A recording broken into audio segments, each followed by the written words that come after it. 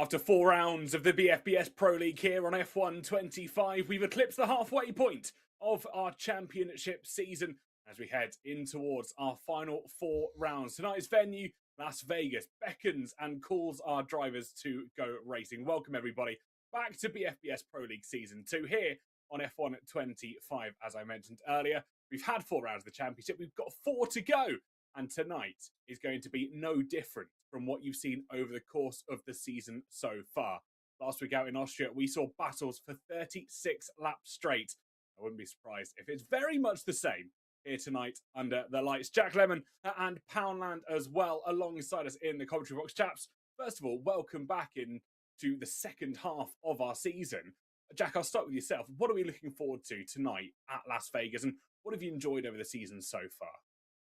Well, first of all, I've got to apologise for my croaky voice at the moment. I've spent a lot of time shouting today. So if I do squeak at some point in the stream, by all means, laugh at me. But I mean, the season so far has been impeccable. The amount of racing and the wheel-to-wheel racing that we have seen has been pretty much as clean as I've seen it in a long time. Yeah, there may be a bit of contact throughout.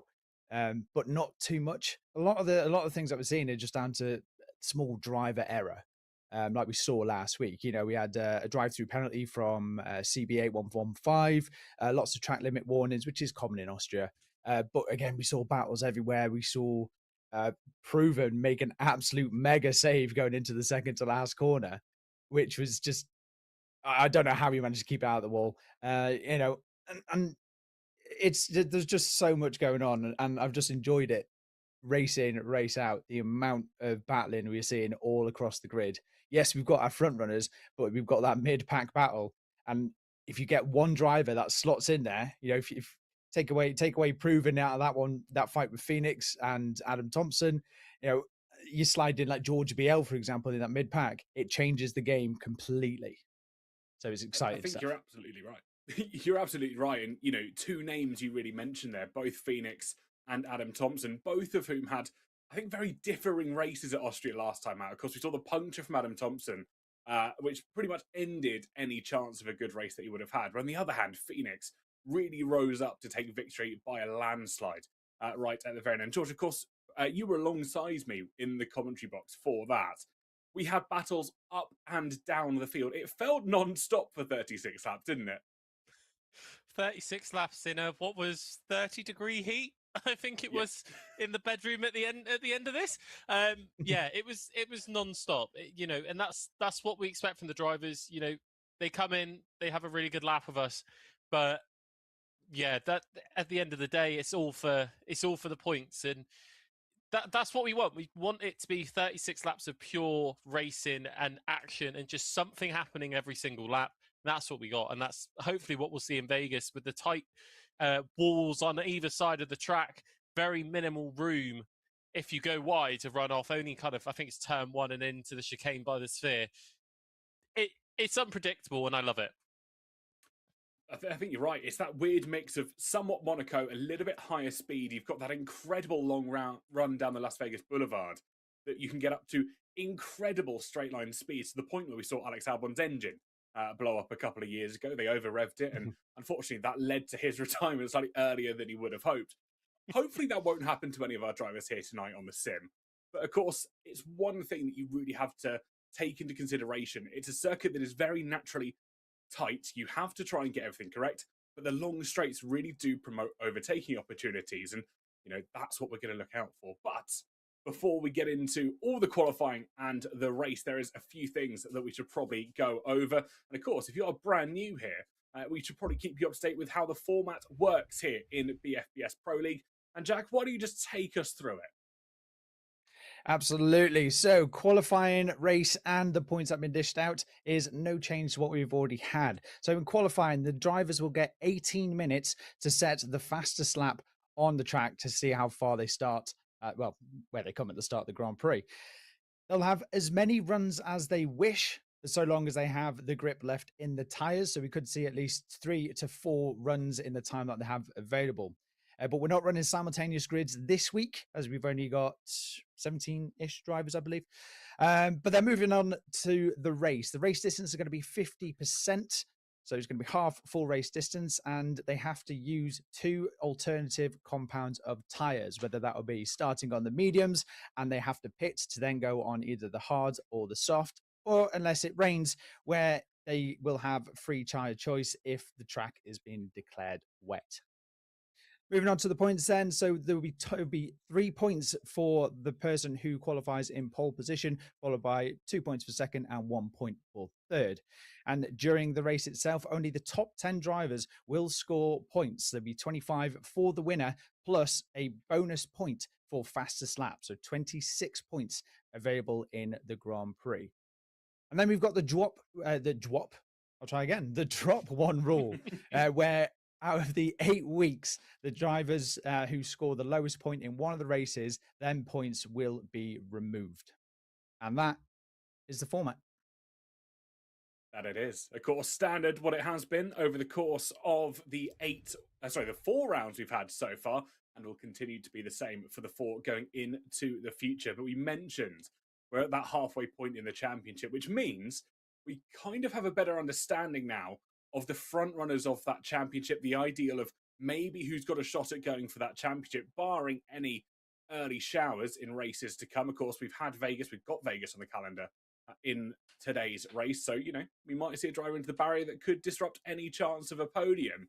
But again, let's look at the drivers. Let's have a look and see who is racing. I'm going to hand this over to Poundland to run us through this. Well, let's have a look then. So, of course, we've got Phoenix and Adam Thompson right at the top of the field. Phoenix really running away with 80 points in the standings at the minute. Runes and Stepney Luke last week, maybe with a race to forget, which we'll talk a little bit more of in just a few minutes' time. Chewy back once again in BR8115. KS Pryor and Spinsy with Hog Devil Dog and Phantom Ricardo filling out the top 10 this week, with some newbies coming up this evening with Carvinius, Liam Hatwell, and ED1161. I can't get my words out either, so I'm good with Jack on that one. Liam Hatwell, actually, he is one that came to a day apparently with the BFBS Pro League guys where they met with the rig and loved the game and said, "Can I join?" We said absolutely. So he's debuting this evening. It's going to be a very interesting race, I think, especially around Las Vegas. I think you're absolutely right. And of course, Carnivorous, if you don't know about him, get to know about him. A very well-known figure within sim racing and the extended arms forces community. I believe I've actually commentated over him once before in a charity endurance race. So memory comes to mind for that one. So lots to look forward to, especially from our new drivers. Of course, we are only 4 rounds into the season, so they might be able to make a late charge for the championship. We saw Stepney Luke come in on their very first attempt and take victory just a couple of weeks ago. So, never say never when it comes to surprises on a Formula 1 grid. So Las Vegas then, we might not know. It's only somewhat new within the F1 calendar. Of course, coming into the season in 2023, if you cast your mind back, maybe in the 1980s when the Caesars Palace Grand Prix first took place, but unfortunately just 2 years in what was a car park of Caesars Palace. But in modern day, we've had it for 3 runs. We will have it a 4th this time, and it does take place on Saturday night local time, as opposed to the Sunday, which we are very much used to. But let's run you through the track. If you are watching this for the very first time, again, I'm going to hand this over to Jack. Is what is commonly known as the upside down pig from the screenshot, or from the air shot, shall we say. But you've got 3.85 miles with 17 corners, with 10 of them going to the left and 7 to the right. Notoriously, the beginning of Sector 2 that weaves its way around the Las Vegas sphere, where they do hold many concerts in there. And it is definitely a sight to see as it changes color, even when the track goes red or green flag racing. So as we mentioned earlier, it is going to be tight, it is going to be twisty, but with 82 overtakes seen in the actual F1 on its inaugural race in 2023, we could be in store for plenty of action. Yeah, absolutely. Lots to look forward to. Sorry, go on. I was going to say, I thought we were coming to me. I thought we were going to cut to the racing. Yeah, absolutely. You know, this track since its inauguration in 2023, it's had so many good moments, hasn't it? I think primarily the most memorable was probably its first session being red flagged very early in because of a drain hole cover or a pothole cover lifting up and ruining Carlos Sainz's engine, which then delayed the start of FP2 and everyone had to go home. But since then, the racing has been incredible. You're absolutely right. And of course, you know, Vegas weirdly has been one of those tracks and circuits on the calendar that has actually given us really good racing. Everyone was a little bit skeptical of it at first. They thought it was F1 going too show business, just a little bit too over the top. And actually, we've turned up there for 3-4 years now, dating back to 2023. And it has been fantastic racing. Verstappen's done the double there. George Russell taking Mercedes' first victory in Las Vegas in 2024. But actually, and I've mentioned this again, I love doing a little bit of a history tour when we come to some of these circuits. We look back to 1981, the first time we went to Caesars Palace in Las Vegas in Formula One. It was when Nelson Piquet secured his first ever Formula One World Championship by finishing 5th. Well, that's definitely something. I mean, I'm not that old, but I do remember seeing highlights from the Caesars Palace car park, and because back then it was held in the daytime, whereas currently Vegas now is being held at night. Because when they ran the Caesars Palace, a lot of the cars, similar to what would happen in Bahrain in I think 2016, is that the engines were just overheating, and there were so many retirements for the engines just literally giving up because of the heat. Which is now they've brought it into the night race under the artificial lighting of the Vegas Strip and all the domes.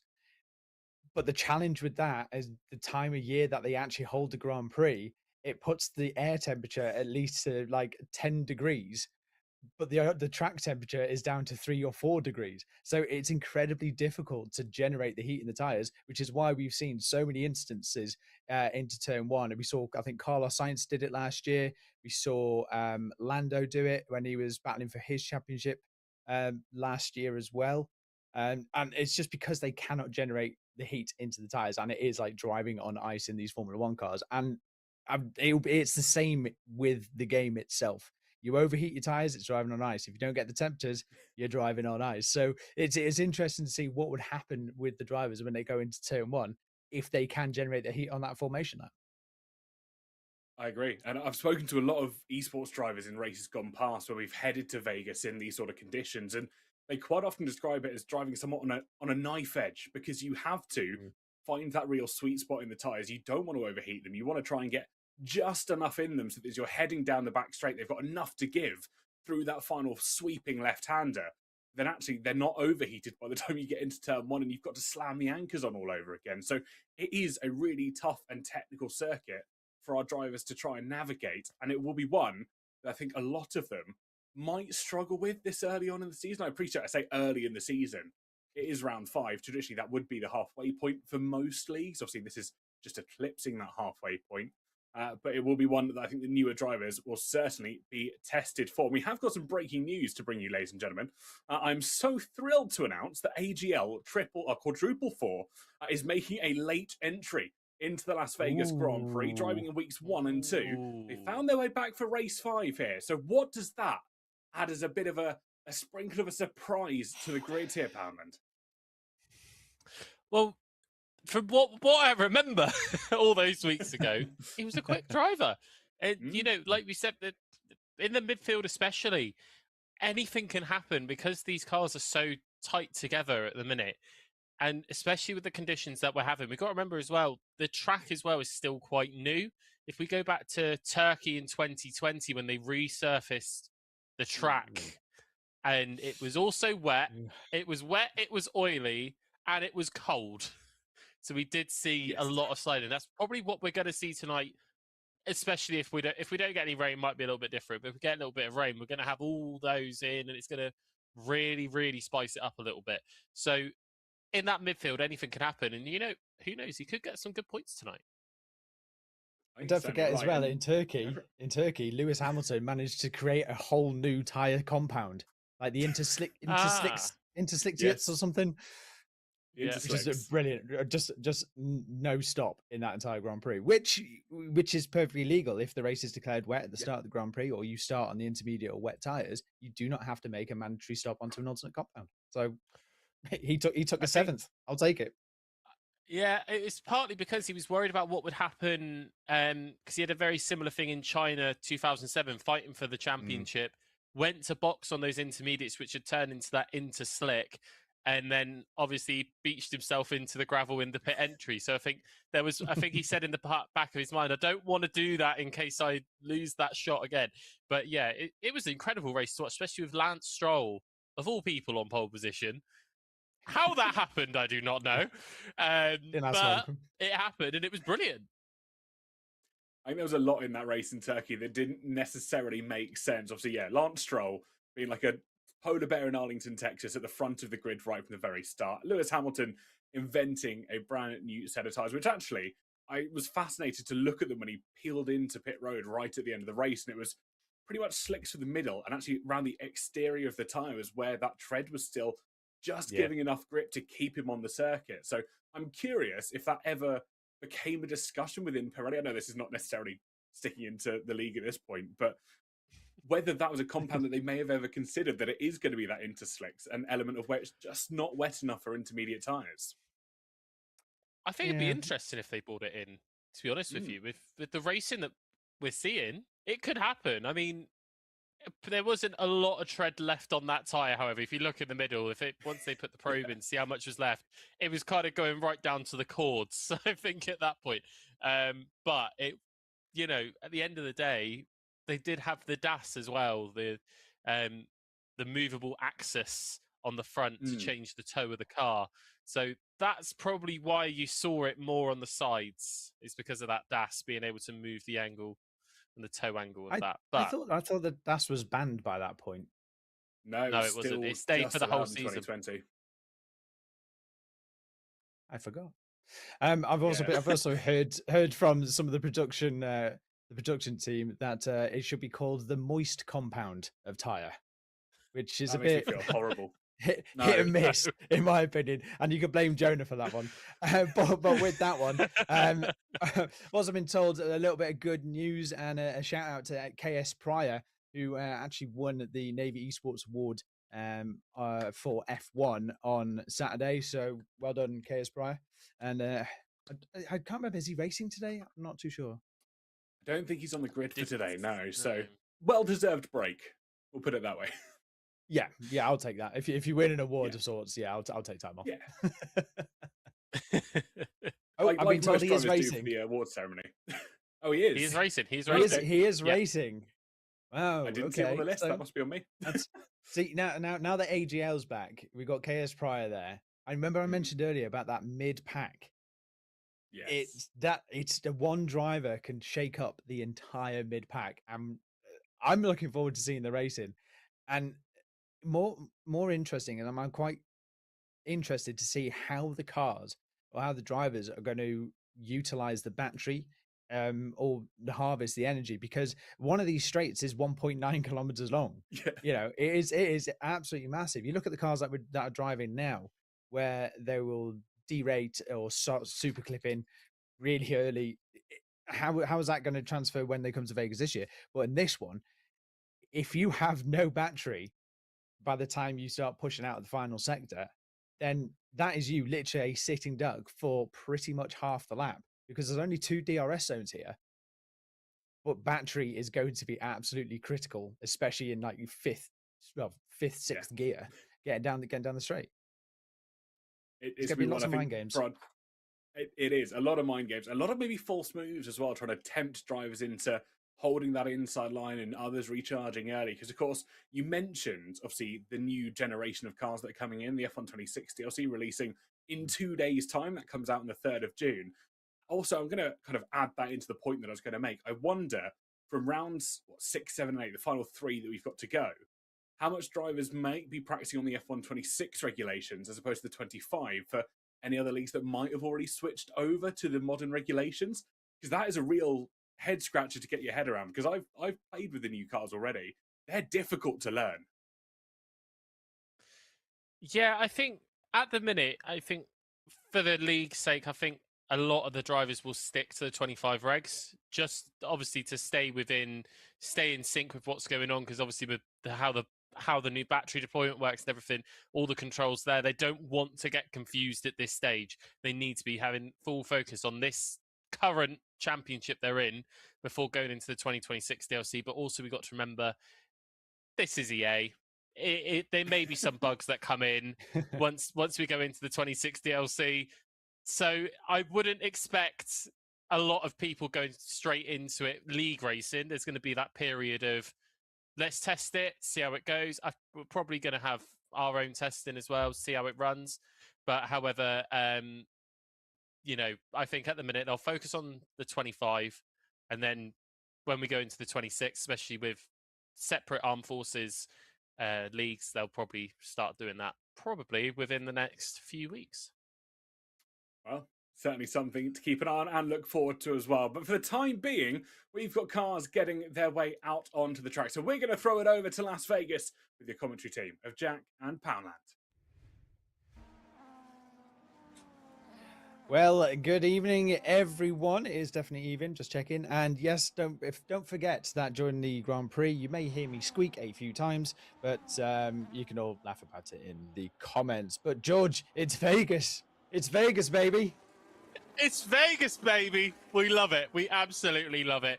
At the end of the day, this track, it's made memorable moments. Some to forget for some drivers, even for some fans, for example. But absolutely, it lights up on the scene, doesn't it? You know, look at the cars just coming down here on the run to the Las Vegas Boulevard in a couple of corners' time. The light that comes off these cars, it is gorgeous. Yeah, it definitely pays to have a shiny livery, to say the least. But here we are, though. Qualifying is underway. Only one qualifying session, as mentioned earlier, with an 18-minute session. And we are currently down to 16 minutes left. That was a little bit of a squeak, but I'm not counting that one. So now, leading the pack, it looks like we have GG128. Who is going to be the first driver to pick up that timing line at the start finishes. We already do have an off in the background, yellow flag just at the end of sector 1 by the front hoof. Yeah, by the front hoof of the pig. Yeah, the front hoof of the pig. So those of you who can't see it, if you literally spin it upside down 180, it's a pig. But as George, you were saying, it is very American. But yes, definitely a track. A lot of mixed reviews when they first thought about it, when they first came out, like, oh, another street circuit. Now what? But then we've got the Mad Ring that's coming up as well, which is another street circuit. But it does have a nice little banked corner. I can't remember what it's called. I can't remember what it's called either. But yes, and I actually watched a video in the last few days from Matt Amos. If you don't know who Matt Amos is, he goes through Formula 1. If you've never watched it, he's the best person to tell you all about it. But he was actually making the catch fencing for the track, alongside obviously the people that really do it and showing how it works. Oh, bumps of wall there. That's for Liam Hatwell, or GG1289. Just told that is Liam. Little bumps of wall could have some damage, but also nearly took out the car behind. That's not going to help on either of their qualifying runs. I think he's letting him by the looks of it. He hasn't got the DRS open, letting him by and just allowing him to go through there. But that was a very close one, scary one. But the banking on the Mad Ring, it is a very steep bank. It didn't look it in the renders, but actually at the circuit, it's a very steep bank. And that is a track that you will be able to play in a couple of days' time when the DLC comes out. Yeah, I'm looking forward to it. Unfortunately, when the DLC comes out, I'm then going away for a week, so I won't be able to play it. But the first times are up on the board with CB8115 setting the fastest time at the moment, 134.45, but that was immediately cancelled by Adam Thompson. Now, if we look at the current time that CB8 has set down, is around about the race lap record here set by Lando Norris in 2024. Who did a 1 minute 34.876. So he can take pride in that one, that he's 4 tenths quicker than Lando Norris in race pace.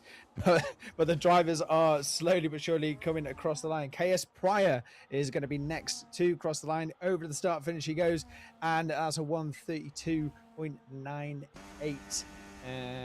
983. There we go. I knew I'll get the get my words out eventually. But a point to note while we're on board with KS Pryor, though, the award that he won was the Navy Esports Award for Formula One that he got on Saturday for Driver of the Year. So that is definitely an achievement, absolutely worth bragging about. Driver of the Year. George, can I get one? It's a very big award, isn't it? After seeing you drive, maybe next year. Especially if we see you racing I've already got 3 championships under my belt. Leave me alone. I'll try and beat you to it, maybe. Even though I probably would never get one of those awards anyway because I'm not serving. But you know, at the end of the day, it's an incredible award to get. And KS Pryor, he has shown himself in the last few races. Yes, he's been in the midfield, but who knows? Maybe that award's lit a fire beneath him, and he wants to go a little bit faster. So hopefully we see him go up a bit higher as well. We don't have a Bomber Brown this evening either, which Bomber, well-deserved break, I think. He's been stressed in the last few weeks of this game, so well-deserved break for him. However, we now look down at AGL 2003. What can AGL do? Crossing the line now. It's only P11, 135.7, but it's only their first lap, so we've still got lots of time to get the laps in and maybe take Adam Thompson or Phoenix off that top spot. There's not a lot of time between them, just over a second between them here. It's just under a second, I should say. So it's going to be quite tight at the top by the looks of it. But cars now, they're just, again, it's a battle of warming up these tyres. It's going to be a very cold track around here due to the time of day and the time of year that technically it is set in. So you can hear the tyres locking up as he comes through the chicane. I don't think this is a push lap, however. No, it's not. He's half shifting through these corners. He just wants to get back to the pit lane. So, but it's still going to be really interesting to see the times whittle down as the track starts to evolve.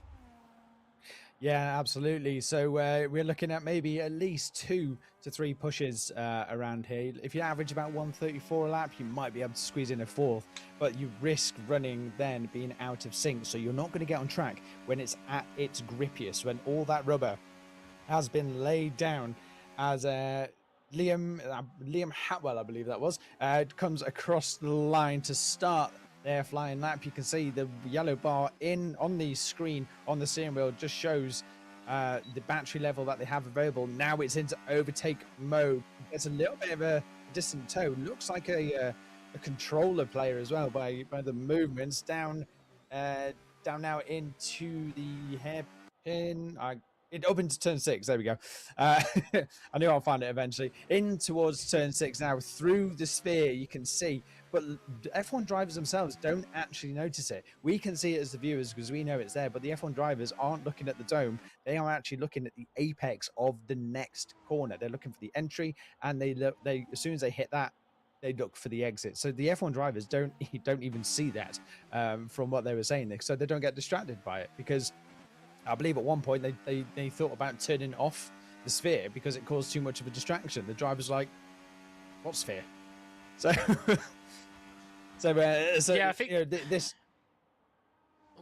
I think it was partly down because obviously they wanted to put the flags up, didn't they, to say whether they were going racing, if there was a red flag for the safety car, which they do, and they thought it would cause a bit of distraction for the drivers. If they see yellow on the screen, they'll think there's a yellow flag, they'll slow down, ruin their lap when actually there isn't one. But like you said, they don't see it, so they kept it on, and it actually, I must admit, we're seeing the Sphere's face pop up with a fake little helmet on. It does cheer us up a bit, doesn't it? It's just like a little soothing sight. But another thing that people may remember in the F1 to the game, there's a slight comparison, is on the pit lane entry. Now, we've seen it in the likes of Jeddah and here, and I believe there's one other track that have done it where they've had to extend the pit lane line and also paint it a different color. I think it's like pink or purple, and then blue in another on another track, just to make it a bit more visible for the drivers, so that they don't cross that line going down. Oh, nice little catch of a bit of oversteer from Adam Thompson going through that chicane. But yeah, it's just it's so that the drivers, when they're coming down the start finish, if they cross or touch the pit lane entry line and they continue their lap, their lap time gets deleted. And that happened in Jeddah with, it might have been Liam Lawson, off the top of my head, who just touched the line. It was one of the younger drivers. I do remember that. But it's not in this one. So the pit lane entry is going to be nice and quick for the drivers to get straight in and get the tyres that they want. But Adam Thompson on a lap coming down at the back straight now in towards turn 14. The little kink to the left, kink to the right over 15. Into 60, get as close to the wall as you can. Looking at the deployment, almost about to derate the battery, nothing left. That's where the battery's been derated. Keeps it about 1%, goes flying in, takes a really tight line, and it doesn't improve, down by 1/10 of a second. But more crucially, still ahead of Phoenix, who is out on a lap at the moment, who is currently 3/10 behind. Runes elects to pit, so we may see him come out in about 5 minutes time or so, unless it's a quick change to get the boots on. Phoenix now coming into the final sector. He's coming into the final corner, turn 17. He has the battery, he has deployed it all. There's nothing left in that tank. He is derated. And a 130.747. He's managed to clinch it by about 2/10 of a second, and that was a lap. So where did Adam Thompson go wrong? And do you reckon he can? Do you think he can improve once that track is at its maximum grip? Well, we saw Adam Thompson have that slide coming out the chicane, didn't we? So maybe that's where he lost all his time. He tried to get it back, but just wasn't quite quick enough. So that's probably where he lost the majority of his time, was that slide and that catch into the chicane we're seeing now by the Las Vegas Sphere. But he should be able to get one more lap in. I can't see how long we've got left due to the yellow flag down the back straight. Probably for some slow cars, even though there's no one really going down the back straight on a quick lap by the looks of it. Slow cars, yeah. Yeah, most likely slow cars. But you were saying about the pit entry as well. I think Brazil used to be one where they used to cross that entry lot, because the natural line going into Brazil was they'd always cut into the corner and then out on the line, where now they keep quite tight to that pit line, don't they? But they haven't changed the colour, because I think because of the gradient it's quite visible. But obviously with tracks like here, Jeddah, the track is naturally quite flat. There's only a slight bit of undulation around here. It's not very noticeable. As we have a look now at KS Pryor, can he get himself further up the field? He does. P6 for 132.1, 8/10 quicker. Gets him into the top 10. 5.5 minutes remaining. Can he get in fresh set of boots and go again? Should be doable. It should be doable, but we're looking at these lap times that are happening at the moment and how much time is left in qualifying. You're looking at around about 2.5 minutes, so around about 2 minutes 35. Well, you're looking at the last chance to leave the pit, just to get that final run in, and that is at peak track grippiness. So you could even see lap times come down. KS Pryor went 8/10 quicker on that run alone. And we are on board now with Chewy down in P10 at the moment, just coming to the end of the first sector in towards the dome section. The sphere section is 2/10 up at the moment into the sphere, keeps it tight. But what we may have seen previously is on that lap that KS Pryor did, he was attacking them curbs in that final sector.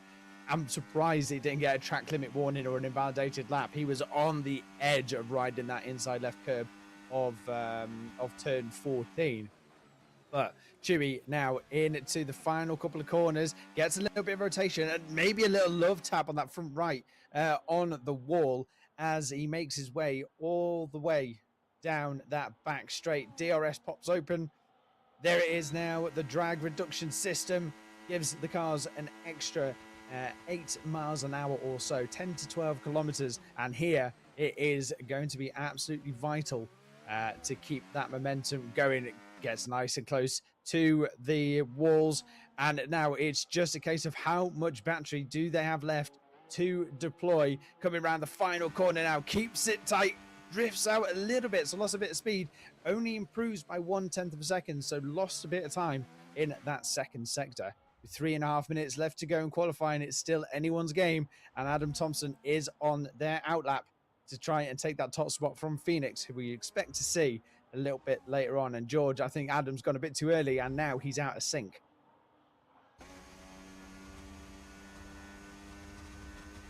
Okay, I guess George is George might be taking a little bit of a drink, but GG won. That's I've completely forgotten his name, George. That's where you meant to help me. But they are still yet to set a time here in Vegas. Liam Hatwell, there we go. That's his name. There we go. Thank you, TK on the pit wall, everybody. And George is now back. But yes, Liam Hatwell still yet to set a time as he now comes around the final corner, does set a time, gets on the board, and actually takes him up into P12 ahead of AGL and Phantom Ricardo, so returning drivers for the season. 2.5 minutes left to go. If people were going to leave, they should leave around about now, otherwise they're not going to get a lap in. Wait and see if Phoenix gets out of the pit lane, and also if Spinsy can improve and take that spot from Adam Thompson, who now starts their final push lap. Yeah, here we go then. I don't know what happened to my mic then. It seems to be my my PC wanting to play a game with me. Into turn 2 then, keeps it nice and tight, keeps it full flat, opens the RS, using the overtake as well. You can see that flashing up at the bottom of the dash, and we go off board again, but he's heading down the straight into turn 4, has to brake around the 100 meter mark, gets nice and tight to the wall, has a little bit of a kick, is able to keep it under control. This is where he slid last time though, into the chicane at the sphere. Nice entry, hits the nice entry curve and hits the other one. So as hopefully gain time there, we should see that split time come up in the next few seconds. We've just got into start sector 2, so we'll see it at the end of the Las Vegas Strip. Around the long right-hander, which then goes into a long left before braking at around the 75 meter mark, hitting the apex lovely, trying to avoid. There was a little bit of a bump there. Down the strip then, 1.9 kilometers down the famous Las Vegas Strip, the Hard Rock Hotel you can see in the background, the Bellagio, everything you can see, the Paris Hotel, the MGM, all these sights to be seen. But the drivers aren't going to be looking for where they're going to have a drink after the race. It's where they're going to be aiming for, and that is the chicane here. Nice and tight, avoiding the bollard there, rides the curb. This is where we saw Franco Colapinto have a huge crash in qualifying a couple of years ago. Coming up to the final corner and wants to keep nice and tight, not onto the pit entry line, but onto that curb. Battery's going to start deracing. It has. He comes to a side the fastest lap, so 1:30.7. Phoenix has, I don't know where Phoenix is on the lap, but he should be starting this lap soon. But he's only got 35 seconds to cross the line. I don't think I see him on the map yet. I think he's only just starting. Yes, he's just started with 30 seconds to go. He has just started his lap. It is, and I've just been told as well, Liam Hatwell was, Adam Thompson, should I say, was just nearly a 10.5 up on his lap coming out of that first sector. And that final sector is literally what clinched it, but there is only literally 300ths of a second in this between Phoenix and Adam Thompson. Phoenix needs a good lap, and he is up by 0.121. He is at purple sector 1. That means he's the fastest person to set that time in that sector, so he's the quickest person out there. Yellow flags in sector 3 for cars getting out of the way. Now what can Phoenix do? Can he hold this 1/10 gain that he has at the moment on Adam Thompson? He needs to find at least 300ths of a second. Not round the final corner, I thought it was someone else. He is purple again. He is now the fastest person in the second sector, also 2/10 up.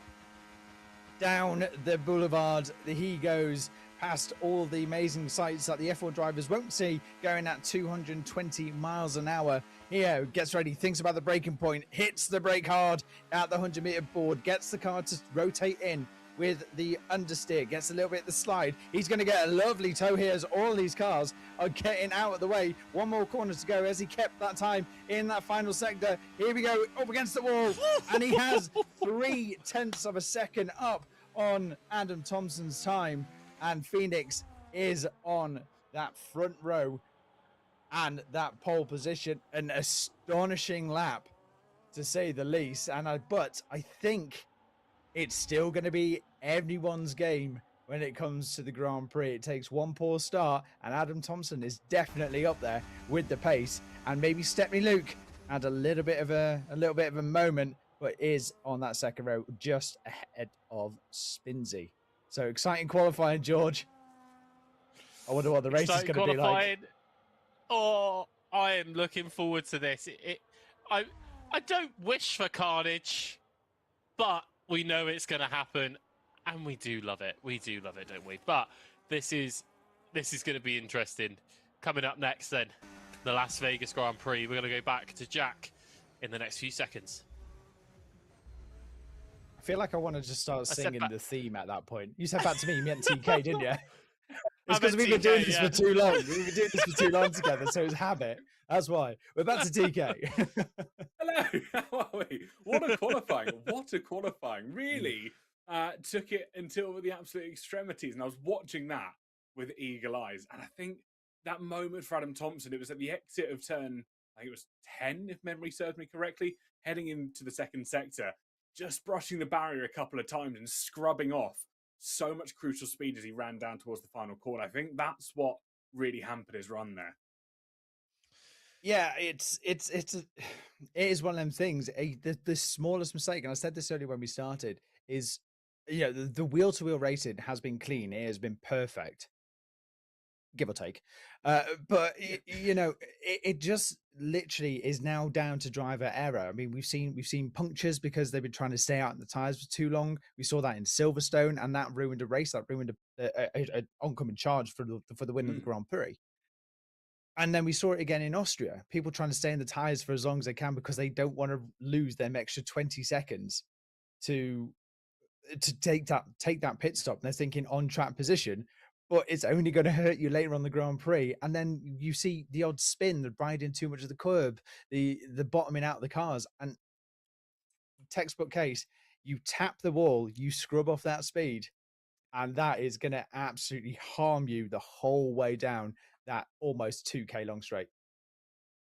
I think it's something we're really going to see when we get into that race scenario in the next few moments. The 25 laps across Vegas. There's a lot to really try and digest, and we will do that when we come back. We're just going to take a very short break. Do not touch that dial, everybody, because we will see you soon.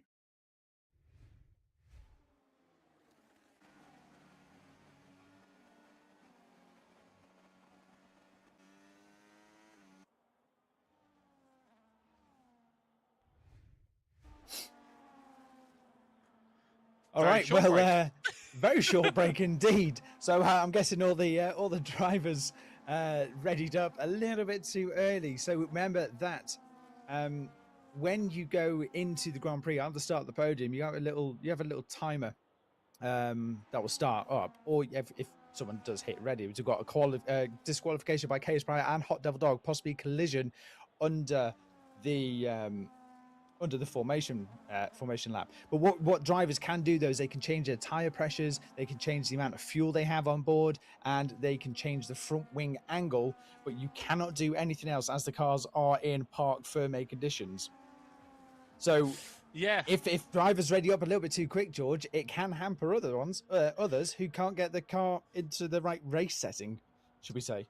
Yeah, that's it. And of course, normally we would have a break at this point, not just to allow us to have a break, but to allow the drivers, again, to look at their setup, look at their pit strategy, make sure they're set and ready for the race.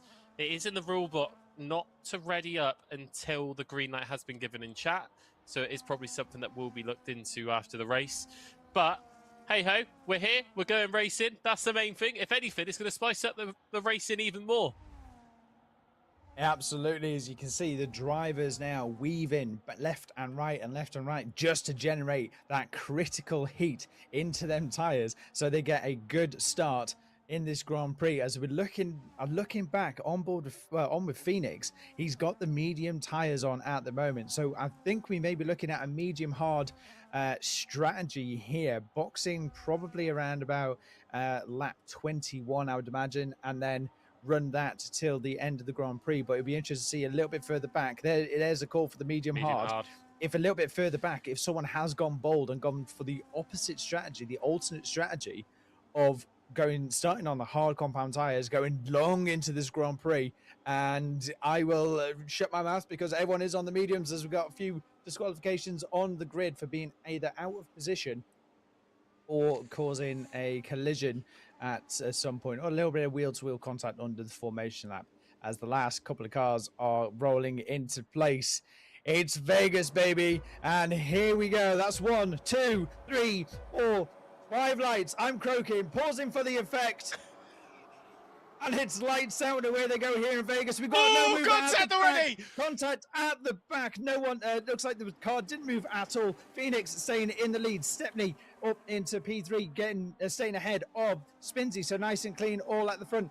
A 10-second penalty for AGL for a serious collision with Ed Charles. But I think that was the no mover on the grid. So he's going to have to serve that in the next pit stop, because you can do that for that collision. So Ed now gets past AGL again. So could there be any form of damage on that one? We could see a safety car as well. As you were saying, George, Carnivorous Monster has DNF'd. There is a slow-moving car at the back. I think that's Carnivorous. Entered 2-1, and that was close. That was close to all. That was Adam Thompson sliding out the rear, out of turn 4, I think that was. Just that little slide. The tyres not quite warmed up yet. Puts the power on a little bit too early. Almost into the wall, Jack. It is just hearing from Carnivorous Monster in the chat. I crashed and couldn't take control. Oh, the game crashed and couldn't take control of the car. That is unfortunate. That we were looking forward to seeing what Carnivorous could do on track. The very, very well-known, should we say, esports racer for the British Army, if I'm correct in saying.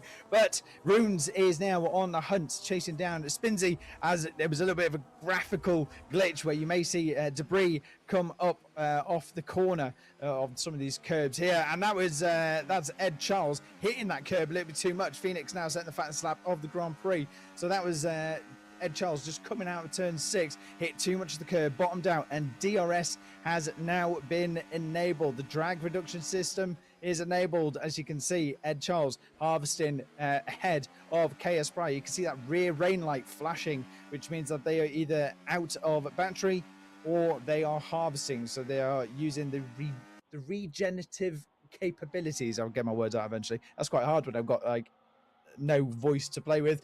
But up ahead, Phoenix is now just about breaking. There's a little bit deep there from KS Pryor. Rear lockup.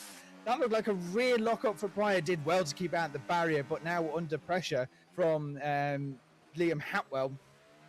Into the sphere they go. He's just getting a little bit too much on the curb. Here's the damage on that car. Hatwell behind is only 3/10 of a second. 3/10 of a second to the gearbox. But looking up in the front, you got Runes, Spinsy, and Chewy. A battle now for P4. Phoenix is 1.1 ahead, just broken DRS and Adam Thompson, with Stepney Luke still hovering just outside of that magic DRS, and Adam Thompson now squeezes back into it. You can see pulling out. Runes may be cooling down his tires already. A little bit of a lockup going in to the final chicane, but hot on the heels of Spinsy is Runes. Yeah, see, brilliant first couple of laps there. Tell you what, Jack, your voice, mate, I am very impressed you've been able to get through the first couple of laps. I know TK's on standby waiting for it. But the brilliant first couple of laps, I'm surprised. I'm so surprised we haven't had a safety car just due to Carnivorous Monster's retirement at the start there. Especially on a street track like this, the high-speed nature that we have. In the real life world, that probably would have been at least a virtual just to get the car off the track. But we carry on racing here in Las Vegas. We're on board then with Runes. Runes trying to catch up to Spinsy. We go on to Ed Charles there. Ed Charles in the lovely chrome and black. Oh, that's close. Oh, really close to Phantom Ricardo there, touching the back end, making Phantom Ricardo squirrel around, but is able to carry on. But you can see how cold everyone is there. Trying to get around the corners, they're sliding around. It's Yeah, it's a very difficult warm-up, especially on these medium tyres. They take quite a while to warm up anyway. We see a little bit of glitching everywhere. Maybe it's a bandwidth glitch potentially. We're seeing everyone bounce on the road. Love a bit of contact going into the strip then. Cuts the corner, keeps behind though, but will get a warning for that one. Slipstream in effect, opens DRS as well, uses the overtake. Here comes Ed Charles. Ed Charles able to get through quite easily with DRS. Well, here comes KS Pryor, George. KS Pryor side by side with Phantom. He does get the benefit of the toe, but they are still almost 3 wide going into the final chicane. KS Pryor up on Phantom Ricardo. With them two battling, it allowed him to close that gap, which is exactly what he needed. But now it's a battle of the battery. Who got the better exit? KS Pryor still a chance. He's now in that 10th position, so he's got 1 point up for grabs for him in towards turn 1. Is he much later on the brakes? It looks like he is a little bit later on the brakes. Stephanie Luke, though, and Ed Charles both in gaining 2 positions. Not sure what happened on that one, unless the timing screen is just trying to sort itself out. But the DRS is open there now for KS Pryor onto Charles. Charles goes defensive. Doesn't look... a bit late move to the outside, but it was enough to keep him ahead. And a huge oversteer moment for Ed Charles. And KS Pryor is just waiting for that moment. He can see that there's a mistake happening. But I say that KS Pryor goes deep on the brakes into the chicane at the dome or the spear. So that could compromise it. It looks like front left end plate, if I'm right in saying, George. But he's not giving up. He's still looking to make the move through the fast right-hander. He looks for basically a switchback on a straight in towards a hairpin. Huge lock up with the front right. Doesn't quite make contact, but just about holds it. And now onto the back straight. Wait for the DRS zone. Pulls to the inside line. We'll get the benefit of the DRS. And Ed Charles has no battery left in that car. You could see at one point he was harvesting down the straight. And he is coming back at him. Not quite enough. Not quite enough. On board with Runes then, having a battle here with Spinsy. Going to go into someone. He's staying on the outside. There's wheel bashing going on. But staying on the outside probably wasn't the best option. He doesn't have as much turn. He has to be really careful as to turn in there, because obviously they were side by side. Maybe trying to flick it to the outside last second. I know moving under braking is... You can't move under braking, but that kind of switch just before the braking zone, he may have had it there. But Runes then will stay behind Spinsy for another lap. Stepney Luke also in this battle as well, trying to maintain the gap that he has to Runes. Trying not to let it happen. We are going back with KS Pryor and Ed Charles. KS Pryor able to get it back as well. But we've got to remember these cars, they need to gain back the energy. He goes deep though. Ed Charles going to try and bring it back. Runes almost pushing him into the wall there. Able to kind of stay in the front, but we're going to go into the chicane. Who's going to be last on the brakes? It's going to be Ed Charles. Able to take it around the outside. It's KS Pryor with a little bit of a slide. It got onto that curb bit to a second. And it hits the wall. Hits the wall in the end, just for a bit more damage limitation there. That front wing end plate damage is going to really hurt him coming down the straights now and into the corners. He won't be able to get as much in as you see there. He's locked up as well, having to cut the chicane. I think he might be boxing within the next lap, because I think he's having trouble with that front wing. Yeah, KS Pryor looks like definitely end plate damage for that one. Surprised and lucky that they didn't get a puncture when they hit that wall coming out turn 16. But something that I noticed on Ed Charles as well is the fact that he has also got left hand end plate damage. So he's got possible KS Pryor's possible got brake bias issues, and around he goes. This could be a safety car, which most of the drivers here will absolutely be wanting. No, he keeps the car going. He may have some issues with the brake balance, which is what's causing him the locking. He's getting a lot of rear locking. So is he shifting his brake balance too much from the front to the rear? As we look onto the replay there, as he does spin around, he goes off the track. A little bit of an incident in the great worlds of Charles Leclerc, and manages to get the car pointing in the right direction. But all to play for here for KS Pryor. But ahead of him, though, Hatwell is gaining on Phantom Ricardo, and we could see another overtake there, as Spinsy is now on the back of Stepney Luke. So the battle for third is definitely even still on. You can see it there, closing under the braking. The harvesting light goes on, and now back into normal mode for Stepney Luke.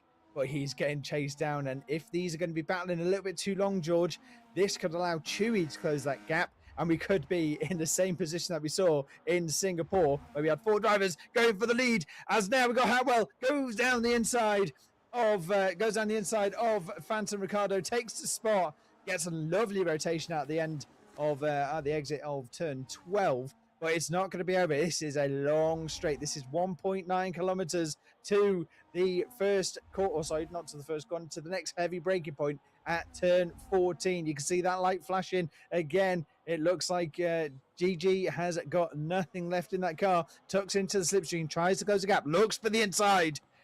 Not quite close enough, but we'll have one more shot before he starts going across the start-finish line.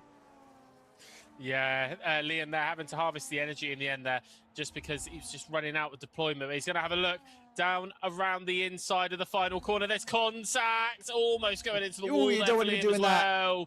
You don't want to be doing that into the final corner, not leaving enough room for each other. Very, very close to the wall. Goes around the outside, and he's staying ahead, but Phantom Ricardo, he's going to have the DRS advantage coming along here. He does move out of the slipstream, trying to cut that off a little bit, trying not to allow it. It looks like he had DRS as well, did Liam. He covering the inside, and there's contact there as well. He's almost going into the wall. There's definitely contact there. Phantom goes into P10, then into the points positions, and he's able to stay there. Liam's going to go for the lunge and the dive bomb. Whoa, what a lunge. I think Phantom's gone round. He's lost 2 positions in one corner there. He hasn't got around. He's still there, but KS Pryor was able to get ahead of Phantom Ricardo.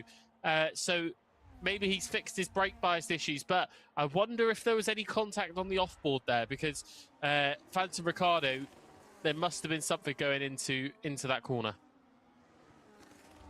Yeah, there was definitely contact from Hatwell, I believe it was, going into turn, I think, 6, just thereabouts. So yeah, that could have started it all off, and then you jump in the offboard. I think maybe you got a little bit too late on the brakes and had to take to the runoff, which is why KS Pryor managed to keep it on track, or kept on track. But I say that one, he has just hit that front left. How that suspension is still standing, I don't know, but we don't have the physics in the game that lets us have what we call a Sergio Perez in Canada, where it just went, and I think there's more contact at the back into the rear end, and this is getting feisty between these two. End plates are going everywhere. There is not much front wing left, and I don't know how many more hits that these guys can take, but they need to be careful, because a lot of this can then be referred to the stewards, as Spinsy and Runes are still battling 2/10. Runes is behind Spinsy at the moment, who is also closing in on Adam Thompson. So we got a couple of battles going on, and a couple of more battles to see, hopefully later on the Grand Prix, as a huge lock up there from Hatwell into the chicane. Just not close enough to make the overtake, but close enough to get the DRS. And Spinsy and Runes are still fighting it out against Luke Stepney. Yeah, I think what Liam needs to do, maybe just needs to sit back a minute and just think, right, let's regen the battery. Let's just get myself back into a rhythm. He's locking the tyres quite a lot, so he's putting too much brake force into there. Go on with Spinsy then, as he's trying to catch up with Stepney. Getting closer, but it's still around about half a second off, and that half a second is still closing. So he's still within DRS range. Luke is starting to regen the battery, though. So he's trying to get as much battery power into the battery as much so he can use it to defend. But you can see Spinsy really starting to close in now as they're coming in to the right-hander. Not quite close enough. He's going to come back and just wait to see what happens. But, like I said, all Liam needs to do now, sit back, learn the physics of the game just that little bit more, especially with the ABS, because those tyres are going to lock a lot if you put too much power into them, and that's going to lose in time, especially going for those late lunges. You don't want to be doing that too often, because you'll wear the tyres out and possibly get a puncture if you flat spot them too much. Yeah, exactly. That's not what you want. And just hearing from our lovely pit wall here is that Liam dove Phantom, and then Phantom hit the wall, and then that's where KS Pryor got through. So that's how that happened. It was a Possible a little dive bomb that may have happened, but yes, Rune's now on board. You can see they're both deploying the battery. That's the only reason why they're not overtaking, and they both have the DRS that's been neutralized, so they're just looking to tuck in to the slipstream, and Rune's electing to do a little bit of Lyco, lift and coast into turn 14, which will give him the benefit of a little bit of extra harvesting or a little bit of charge, but now he's still tucking into that slipstream, trying to get it. No DRS at this point of the track. And it is still on. This is the battle you are watching at the moment for third place, the final step of that podium. And they are just so close. And a little bit of Runes just misjudging a little bit. Taps that front left tire on the wall. So that's going to pull him back a little bit, unless he just got away with it. So still all to play for here. No DRS at the moment. In towards now turn 5, not turn 6, turn 5. There we go. I'll get right. It gets very squirrely going through there. I can hear you holding your breath, George, as they go into the chicane at the Sphere. Still battles raging everywhere. Runes has dropped off the pace a little bit, so I may have had a bit of a mistake at one point. Maybe hitting that wall, just scrubbing off that speed. And Luke Stepney is probably thinking, how on earth am I going to get rid of him? Because they seem to be harvesting and deploying at the same time. It's just the benefit, the DRS outweighs the other, as Luke gets very close to the wall on the exit of turn 12. Yep, CB8 with a 3-second time penalty for corner cutting. It's not often that we see a lot of track limits here just because of where the walls are, but it can happen, especially into the turn 1 and the chicanes and everything. But we're looking at Spinsy now with a lot more energy to use. Elects for the Lyco. He could have had that move realistically into the chicane. We've seen Charles Leclerc do it in the first race that we saw here in 2023. But electing for the Lyco at this early stage as Stepney now commits to the pit lane. I think Spinsy was thinking about it and thought, no, I'm going to go for the overcut here, or the undercut, should we say, and now has to get in a good lap into P2, but he's 7 seconds off someone we haven't mentioned really once in this race, and that's Phoenix, because, well, he's kind of flown away. Just a bit, 7.3 seconds up the road on Spinsy. Now, bearing in mind, Luke Stepney and I believe Adam Thompson have... no, they haven't pitted just yet. So the undercut versus the overcut, just to explain to some people, the undercut is when you are the leading car. You come into the pits first to get a fresh set of boots on, and that gives you the option then to go absolutely hell for leather, foot to the floor, and generate the heat. So you get a critical outlap, which would then allow you, which would then give you the overtake. As we go seeing an overtake at the moment, Runes down the inside just before the chicane. That was a great move from Runes. Comes out ahead of Hog Devil Dog. But yeah, the undercut basically means you pit first, and you get to, and by the time that the other driver reacts, you could be at least 3 to 4 seconds up the road, so it does benefit. But some tracks, the overcut is better if you have enough life in your tires to be able to push for maybe 1 or 2 laps more and then decide to pit. Is you will then still come out in front of your opponent, but going a little bit longer, and you'll have better tires towards the end of the Grand Prix. As Phoenix now into the pits, lap 11, early pit stops. We have found him, and he give us a wave, Phoenix. You've made it onto the broadcast.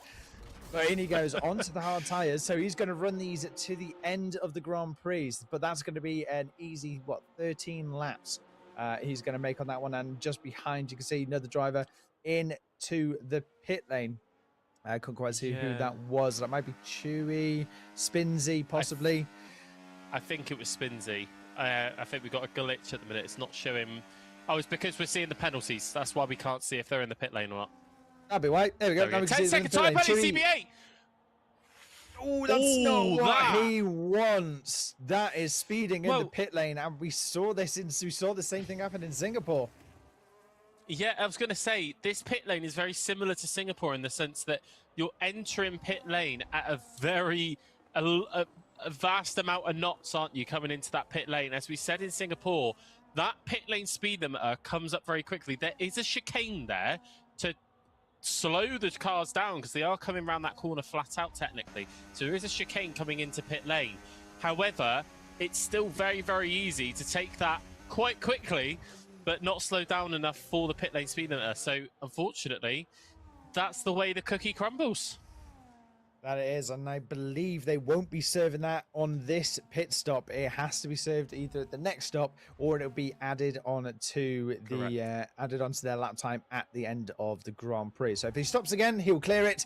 If he doesn't stop again, then it will get added to the end. But with that though, Chaos Pryor in 9th is 14 seconds behind, so needs to find the pace to gain 4.8, 4.6 seconds now and hold that to the end of the Grand Prix. Otherwise, there'll be no change in the positions as Adam Thompson is now on a push, as well as Runes. Runes has found a little bit of a slipstream getting behind Stepney Luke. So these drivers probably equal on pace, now sets the fastest lap and will get that bonus point if it stays this way. But I would imagine Phoenix or Adam can take the fastest lap towards the end of the Grand Prix.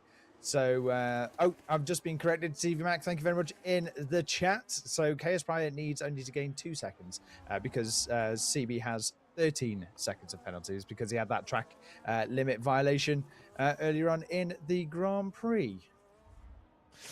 Yes, that's what it would be. So, obviously, when we see the time penalties again a little bit later on the race, you will see maybe a 3 second or a 5. If you see 3 seconds or 6 or 12, normally those are just taken at the end of the Grand Prix. They cannot be taken in the pit stops. That's normally for track limit violations.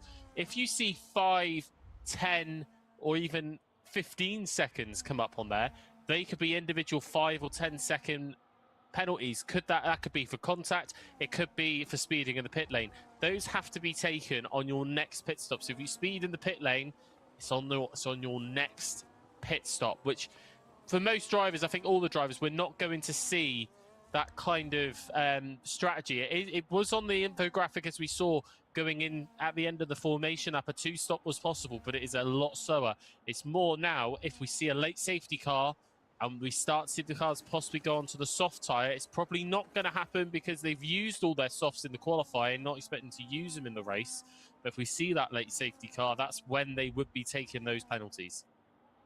Yeah, they would also have, I believe, a new set of mediums to use on top of that one. So that could be the tire of choice. But they will be able to use the soft tires. It won't won't be that beneficial. Yeah, they'll be sticky and nice and quick, but they will be a used set of soft compound tires. It will be the least worn set in the news in qualifying as Ed Charles and Phantom Ricardo go side by side. DRS overtake, a little bit of deployment. Ed Charles ahead of Phantom Ricardo going down to turn 16, and you can just see there on the back of Phantom Ricardo's the harvest light that is on there. So ran out of battery, all below 10%, if that. And you mentioned the penalties, George, and we did see one, and it was, I believe it's the first one that we've seen this season, the killer of them all, the drive-through penalty. The drive-through penalty. I think we have seen it in races previous. I think we saw it in Austria last weekend, but we did see one in Singapore as well. I think it was anyway, but it ended up turning into a disqualification in the end, just due to. No, it was in Austria last week actually. We saw a drive-through, and then it kind of turned into a disqualification right at the start due to the jump start. However, that drive-through, you're losing about 20 to 30 seconds because you're only limited to, I think it's 60 kilometers an hour or 100 kilometers an hour, 60 miles an hour in the pit lane. Some places you're only going 37 miles an hour. So you're not going fast at all. So you are going to lose that time. When we look at Runes then, trying to see if he can get anywhere near Stepney Luke, get onto that final step of the podium. Isn't quite close enough. But if anything, let's recharge the battery now is what I'll be saying on the team radio. Let's not go for an overtake there. Let's try and aim to get it on the strip where it's going to be more beneficial. As Pryor, yeah. Oh, Pryor gets 3 time penalty. I thought we were looking at Pryor for a bit, but Rooms did take a lot of that curb. Yeah, Runes may need to be a little bit careful. We've seen him get a little bit close to the track limits, but I don't think he's going to mind at the moment once he gets this overtake. Tries to get this overtake done on Stepney, and you can see how they're both all harvesting through that fast right-hander of turns 10 and 11. So, it's anyone's game at this point. Down they go through the Vegas Strip, 1.9 kilometers into the DRS zone. The drag reduction system, that rear wing pops open, And there's the move. This is for the battle for P3. Gets ahead. Straightforward DRS overtake. And it's almost nose to gearbox or nose to diffuser there for Stepney. Needs to watch out that he doesn't outbrake himself and take both of these drivers out, which is not ideal. And you can just see the rain light as they're harvesting. And I believe that Stepney Luke has got the benefit of the overspeed in towards turn 1. Is the contact? Contact. Yeah. That is a little bit of contact. That's not what Stepney would want to see. That one could go to the stewards. I'm almost sure of that one. It was defending on the outside, and Luke went to the inside line to get that move done, and a bit of contact. There's you the can see replay. here now on the replay. Just cuts in front of him. Was he sufficiently alongside is going to be one for the stewards to look at with that one. Was his rear wing, was his front wheel alongside the front wing mirror of that car as he then taps the wall, which he doesn't want to be doing that too many times. Still, I believe he's still carrying wing damage. I'm not too sure. I think he is slightly, but that replay, it was very hard to determine if there was contact, just because they did have a little bit of a lag spike there. We don't know whether it's from the spectator, whether there's a lag there, or whether it was player to player lag there. But however, if it does go to the stewards, they will have a better one. It's Phantom Ricciardo, 10-second time penalty, speeding in the pit lane again. But here comes Stepney Luke, wanting to get that podium back as they come down the Las Vegas Strip, and it is back into P3. We're probably going to see this up to the end now. This kind of DRS kind of overtake, it can pull you forward a little bit, getting up into the higher positions, kind of changing positions like that because of that slipstream advantage between the two. But 9 times out of 10, it doesn't have too much of an effect.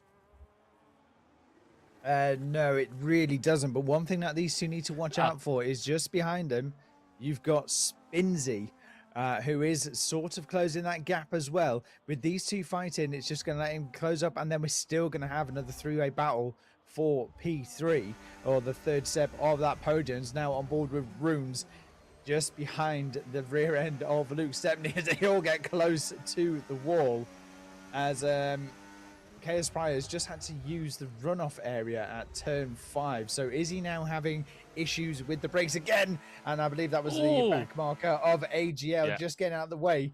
That's a bad place to be caught, as Ed Charles now straightforward overtake down in towards turn 14. DRS overtake now up into P9. So that could have been after Chaos Prior's mistake at turn 5.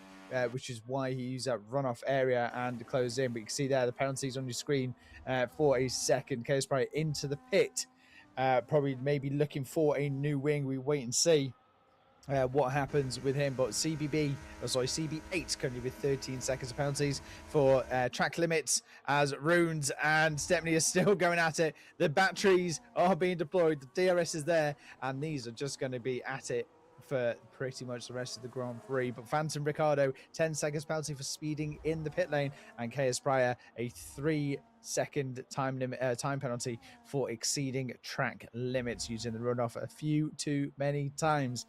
Up ahead, though, you got Phoenix still 4.1 seconds ahead of Adam Thompson, so that gap isn't really increasing, or not increasing that much. But this battle right here for P3, Runes and Stepney Luke, they are chopping and changing positions, and they get awfully close in towards turn 1. Yeah, awfully close again. It's going to be a very, very tight race for the podium now. Coming into the last one is Stepney Luke dives into turn number 4, trying to get that a little bit closer, almost taps the wall, not able to get there. We go on board with Chaos Prior then, having a look on Liam here, and is able to make the overtake around the long left-hander. So, but it will open up the opportunity for Liam to have the DRS down the Las Vegas Strip, so maybe Chaos Prior's kind of shot himself. Oh, there's a slide! Slide up to the Las Vegas Strip.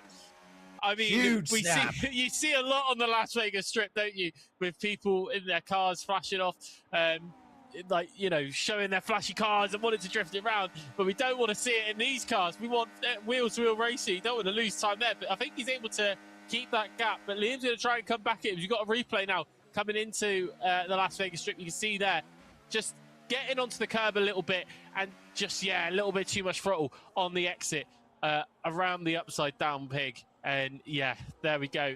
He's going to have to try again in maybe a couple of laps time. We go back with Stepney Luke and Runes then.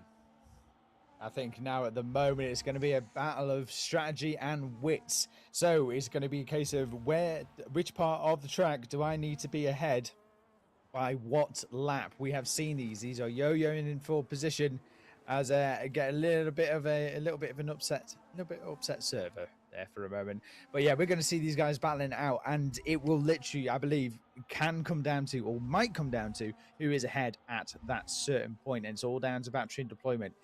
Is Runes now just going to stick behind Luke and just for a couple of laps, just reharvest that battery, use the DRS, open and close it. So he's not doing the overtake. He's just using that chance to harvest the battery.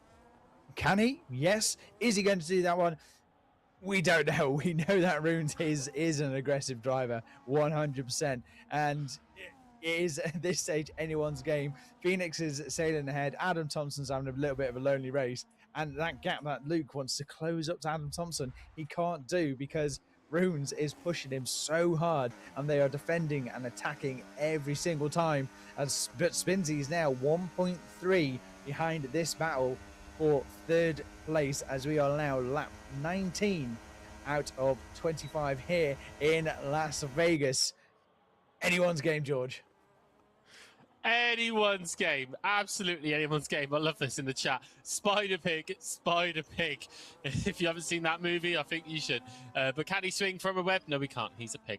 But coming down the back straight, then, it's just a song that'll stay with me for the rest of my life. I can assure you of that. But we can see Batmark is now starting to play a little bit of havoc coming in to the last 6 laps of this Grand Prix, as TK puts the GIF in the chat for us, making us laugh even more. DRS for both of them there, because obviously the one rule with DRS that it used to be, you only have to be in front of a car for 1 second. Doesn't matter if they're lapped, just has to be a car to get past them. So that is why you saw Stepney Luke with the DRS down the first DRS zone as they come into the chicane at the Las Vegas Sphere. With our lovely little mascot there looking at the drivers as they go around and just enjoying the battle, because I think tonight it's just proven why the song goes Viva Las Vegas. you know, look, my voice is already going, so you're not going to make me cringe in this time round.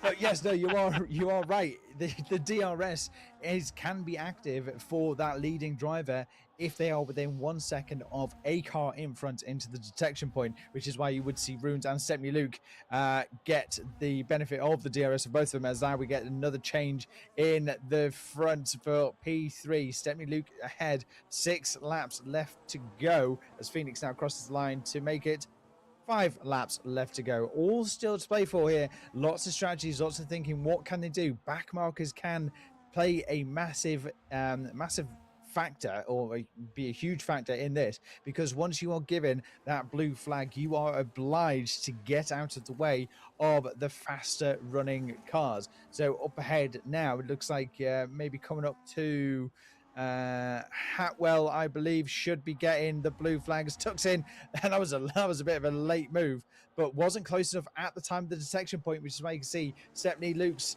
rear wing still closed, and I'm not quite sure what just happened then. It looked like the lap car Liam went off. That's Liam. Yeah, he went off. I don't know why he was trying to defend against the faster cars. So that could also go to the stewards, because now that gap to Runes and Stepney is now opened up to 0.8 of a second because of that one. You don't want to be battling under the blue flags. You can get penalised. If not, get shown the black and white flag, or the black flag, should I say, and be disqualified for the Grand Prix. You don't want to be doing that. Doesn't look good on your licence. No, it's normally a black and white flag, so you normally get... I think in real life Formula, it's a drive-through penalty there. We're going to get a replay now of what quite happened. As they were coming down the back straight, we can see they're trying to get out the way. I think he didn't have any room. There wasn't enough room on the inside there by the looks of it. For Liam to go through. There may have been enough room to go around the outside, but yeah, I think maybe it was that inexperience. He could have stopped a lot earlier. He could have backed off a little bit earlier, but I think with how late he braked into that corner, and with the inexperience of how to kind of get yourself out of that situation, going down into the runoff probably was the safer option. But like you said, it's normally, you ignore the blue flags, you're going to get some sort of time penalty or even a drive-through penalty. Too much of it, you will get black flagged, and it's unfortunate. But he's still learning the game. Let's just remember that. And hopefully in the future we see more of Liam coming into the Grand Prix and really giving it a good go. Yeah, absolutely. I mean, it all does come down to a lot of experience with the game and the familiarity with motorsport racing in general and Formula One. Because if you look at GT racing, you don't have to get out of the way. You are not obliged to move out the way for a blue flag. Whereas Formula One, you actually have to. There's there's nothing about that one.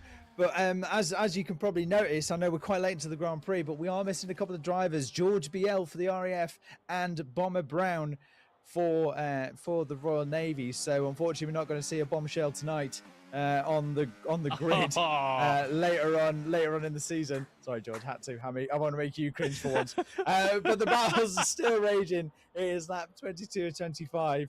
As now Phoenix 7.4 seconds ahead of Adam Thompson has quite literally flown away with this one, as Adam Thompson, again, a lonely race for him, with Luke Sepney still battling with Runes, and these positions are still going to change, but that gap hasn't really closed that much, George. It's now about 0.5 of a second, so a little bit of a mistake at some point can cost it, but I don't know. This could be down to the wire with only 3 laps left to go here in Las Vegas.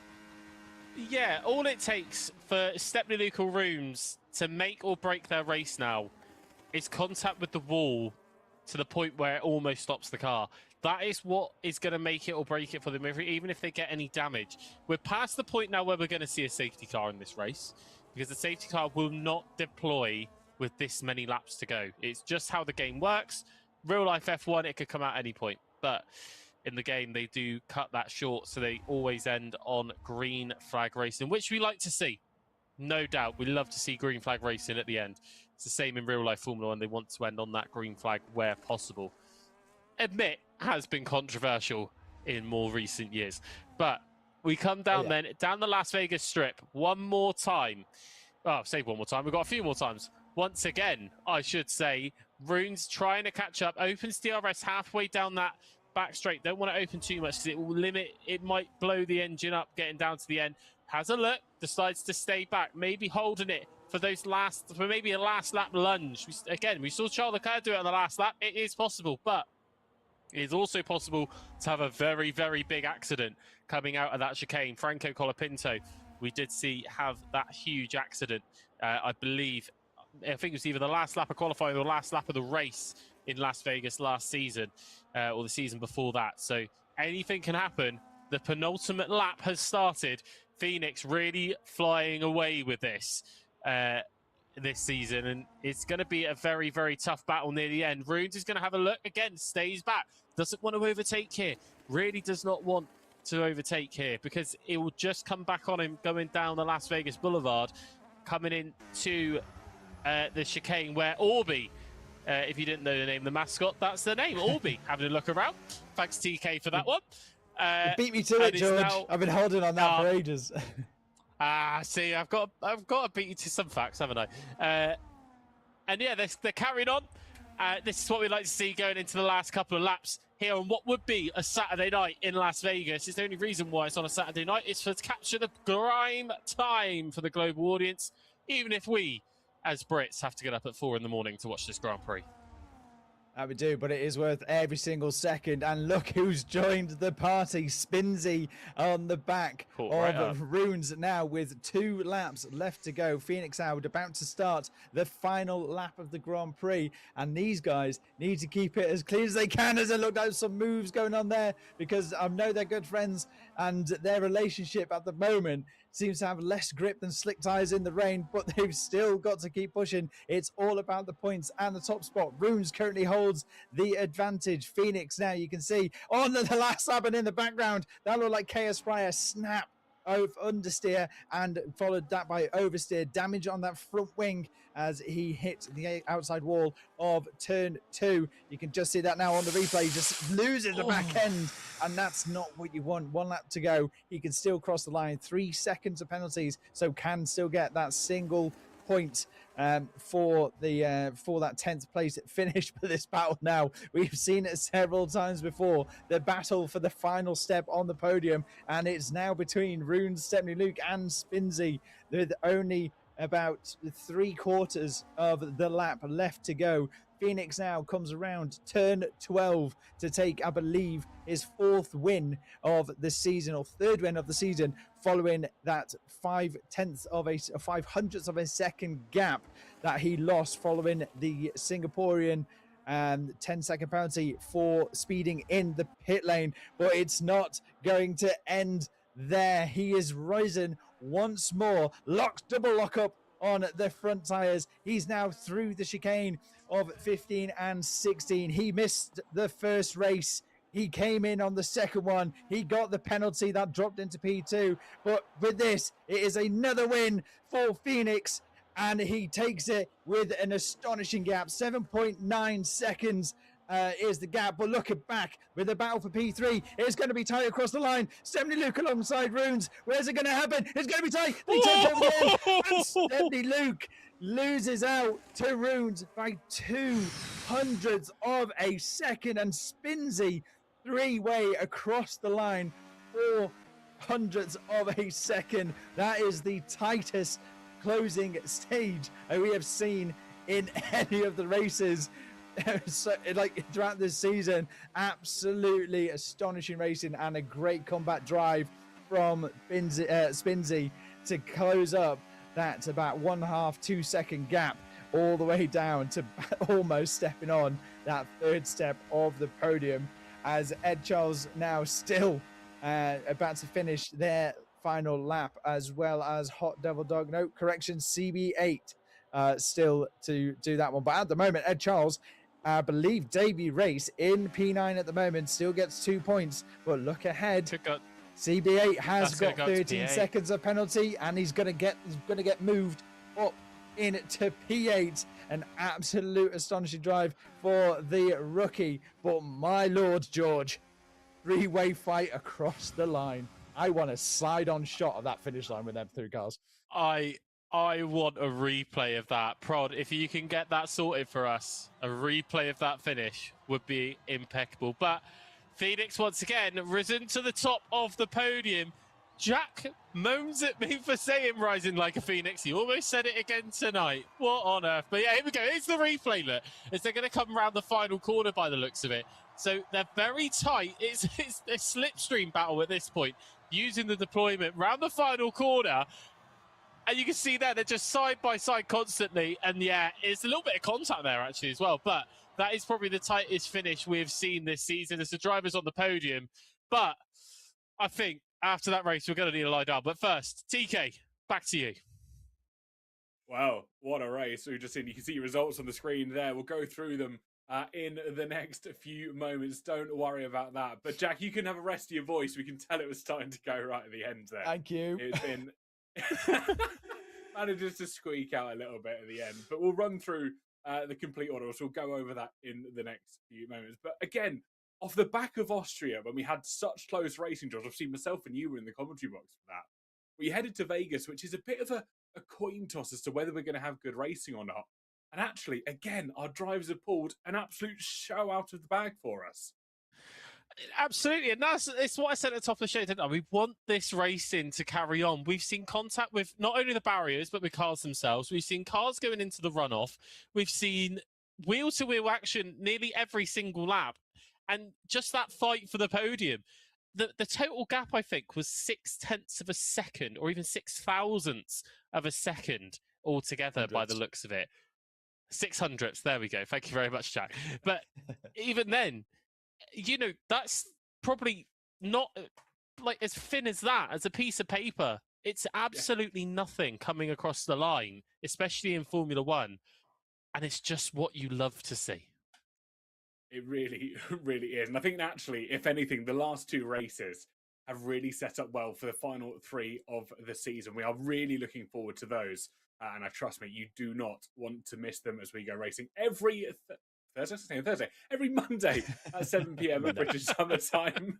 But before we get ourselves into the results and to give our lovely commentators just a little bit of a breather, we're going to go to a very quick break. We'll see you very soon.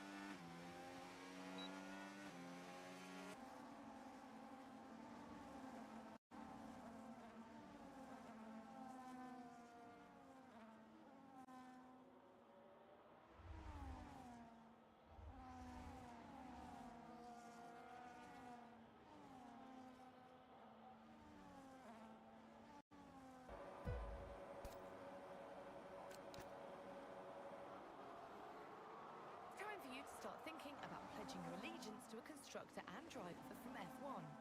Let's go and make our fan zone choices now.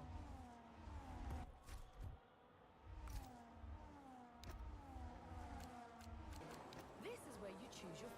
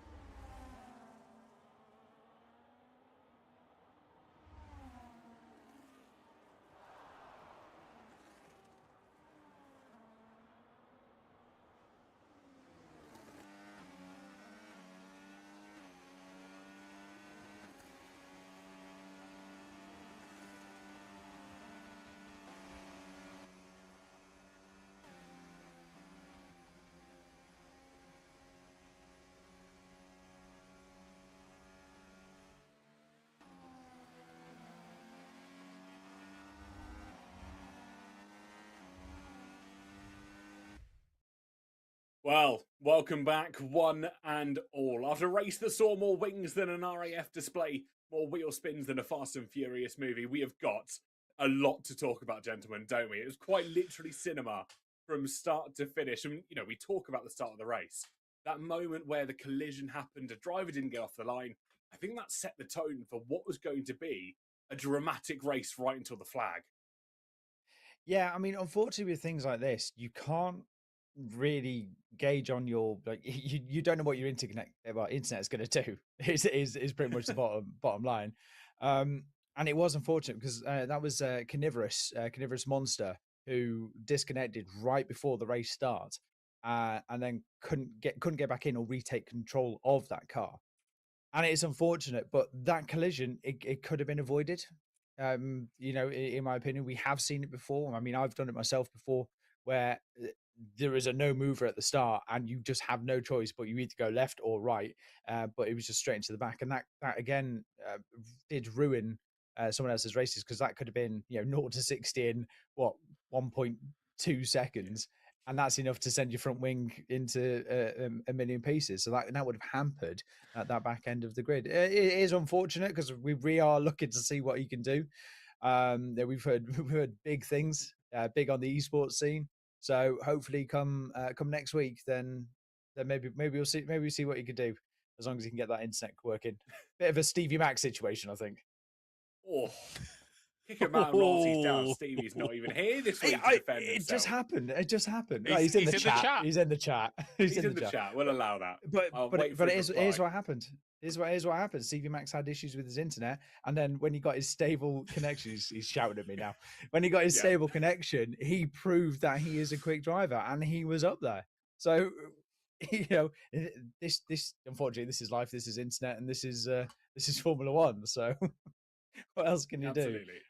I love you, Stevie. And we mentioned right at the start, obviously, it's hard to put blame on that driver that went into the back of Carnivorous, because it is a real double-edged sword at race start, because you've got that initial 5 lights to focus on, and actually you're then trying to focus on making sure you're not spinning the wheels up, what gear you're going into, maybe you're going to deploy the battery from the start. And when you have something that's so unexpected, like a car not moving, you said you've got about maybe half a second to judge that call left or right. It's such a tough thing to do when you've got everything else to manage in these modern day Formula One cars. Yeah, exactly. And, we saw it in Australia in real life F1 this year with the new regs. Obviously, we had a car that didn't really start off the lights. I can't remember who it was. I think it was Liam Lawson. Couldn't get it away and had to the car behind had to get onto that pit wall pretty much and almost hit the wall. Pinto, I think it was, who avoided him. Yeah, Pinto avoided him. Yeah, so Colapinto had to go into that wall, or almost touching the wall, to avoid, which proves that, the starts are not easy. You've got to get the revs to the right level, and unfortunately it wasn't the case for that tonight. It was a disconnection, but the game does actually have that in there. If you don't get the revs up enough, the car will go into anti-stall, and you won't be able to move. And we did actually see a 10-second time penalty that did come after a serious collision, probably off the back of that. So it did ruin someone's race because they had to take that 10-second penalty in their first stop. But however, that's racing, unfortunately. And, it may get looked at by the stewards, but unfortunately it's force majeure. There's not a lot that can happen. You're absolutely right. And, well, we've spoken about briefly what happened. I'm sure there's more to discuss slightly later on as well. But why don't we have a look at how the results did tally up after the Las Vegas Grand Prix? And it is on your screens at the moment. It was Phoenix that took victory and adds 25 more points to their tally, with Adam Thompson coming in second place. It's Runes that took third, with Stepney Luke in fourth. Spinsy came home in fifth, with Chewy in sixth. It was Hog Devil Dog that came home in seventh place, with Ed Charles in eighth, CB8115 in ninth, and KS Pryor, after taking at least 1 or 2 trips to the runoff area, did manage to bring that car home in 10th place, albeit 1 lap down. And then your final few drivers were Phantom Ricardo, AGL, and GG. That's going to be Liam, finishing in 13th place. And of course, your one DNF from today's festivities out in Las Vegas, that was Carnivorous, of course, not getting off the line, as we mentioned earlier on in the show. So unfortunate way for them to go. You got so psyched up and ready for this Grand Prix, quite literally, to fall at the first hurdle. Yeah, I mean, it's not the best way to start, but all you can do is just either pray, be lucky, put more coal in the furnace to get the internet up and running, and away you go, or maybe feed the hamster beforehand. But it is unfortunate. But get another hamster, yeah. But you know, it's one of the things that we are still looking forward to seeing what these people can do, and we've seen it today. That the amount of battles that we had, a couple of contacts, people going brave and bold on the braking, avoiding the collisions. You can now see how some of the drivers are getting a lot more aggressive as they go along. And then you got other drivers that are being a lot more smarter in their decision making, the deployment of the battery, when to harvest it. You know, I'm not going to make the corner, so I might as well just take to the runoff instead of risk that collision. You can see that, and that was evidence today. It's just unfortunate that we've had a couple of these situations where either drivers can't be there, or you know, connection wise, or you know, a small mistake that can then ruin your Grand Prix. So yeah. Absolutely. Yeah, it's like, you know, Hog Devil Dog, I think we need to mention, you know, Hog Devil Dog's not really had the best of luck the past couple of races, you know. Singapore saying he wasn't taking any prisoners. Well, he was taking prisoners, should we say. Ended up crashing out. And then in Austria, he didn't have the best race either. So to get into the points of this race, you know, fair play. I think he's been putting a few more hours into the game by the looks of it and must love the track. So getting to the points was really, really good. Liam as well, you know, again, I said this in the race. It's Liam's first race. He went for the lunges. You could see how aggressive he wanted this kind of first race to go. There was mistakes, there was contact, but you know what? A little bit more experience into the game.